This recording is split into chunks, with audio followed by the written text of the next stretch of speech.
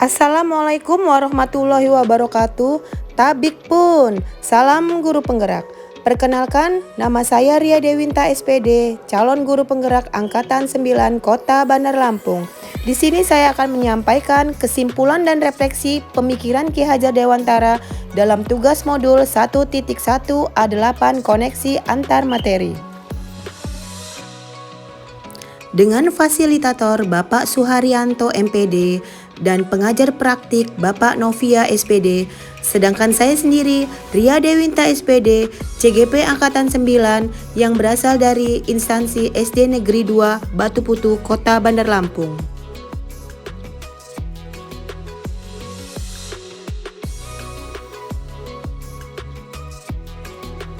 Tujuan dari tugas ini yaitu peserta mampu membuat kesimpulan dan refleksi pengetahuan dan pengalaman baru yang dipelajari dari pemikiran Ki Hajar Dewantara.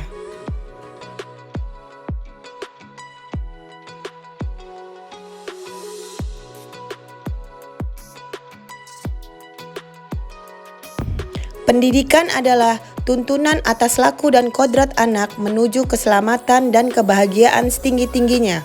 Hal ini seturut pemikiran Ki Hajar Dewantara bahwa tujuan pendidikan adalah menuntun segala kodrat yang ada pada anak-anak agar mereka dapat mencapai keselamatan dan kebahagiaan yang setinggi-tingginya, baik sebagai manusia maupun sebagai anggota masyarakat.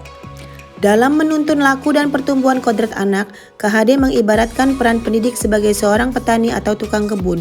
Walaupun yang ditanam di tanah ladang adalah bibit yang kurang baik, namun petani tersebut menyiram, merawat, memberi pupuk dengan baik, maka bibit tersebut akan tumbuh secara baik. Sebaiknya walaupun bibit tersebut berkualitas namun ditanam di tanah yang gersang, maka tidak dirawat, disiram, diberi pupuk, maka bibit tersebut tidak bertumbuh secara baik. Dalam sebuah pendidikan menurut KHD adalah pendidikan anak harus berhubungan dengan sifat dan bentuk lingkungan di mana anak berada. Sedangkan kodrat zaman berkaitan dengan isi dan irama. Maka seorang pendidik dalam proses pengajaran di kelas harus dapat melihat kebutuhan anak berdasarkan kodrat alam, karakteristik dan budaya, maupun kodrat zaman yaitu bagaimana memanfaatkan teknologi dalam pembelajaran di kelas.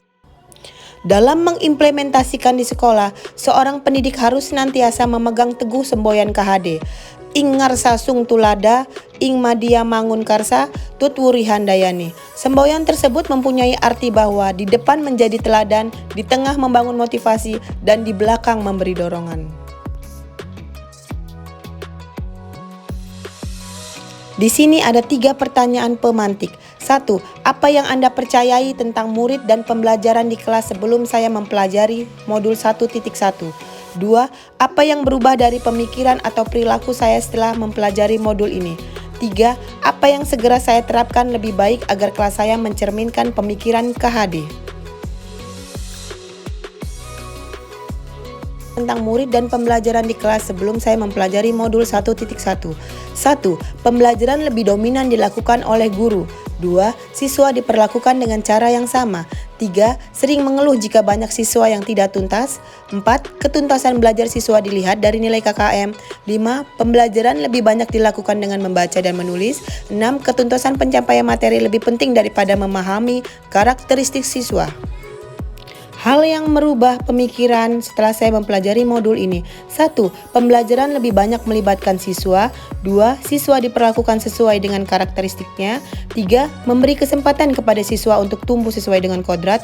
4. Pembelajaran dilakukan secara menyeluruh. 5. Menciptakan pembelajaran yang menyenangkan. 6. Guru harus tulus, ikhlas, dan penuh dengan kesabaran dalam menuntun siswa. Yang dapat segera saya terapkan dalam pembelajaran di kelas yang mencerminkan pemikiran KHD. 1. Mengenali karakteristik dan kebutuhan setiap siswa. 2. Pembelajaran yang dilakukan dengan cara menuntun, tidak menuntut. 3. Merancang pembelajaran yang bervariatif. 4. Melibatkan siswa dalam kegiatan pembelajarannya. 5. Pembelajaran tidak berfokus pada kognitif saja. Harapan kedepannya yaitu guru dan murid dapat berkolaborasi untuk menciptakan kedalaman atau rasa takjub dan kasmaran, spiritual, intelektual, dan sosial untuk mencapai keselamatan dan kebahagiaan sebagai manusia. Pengembang modul 1.1.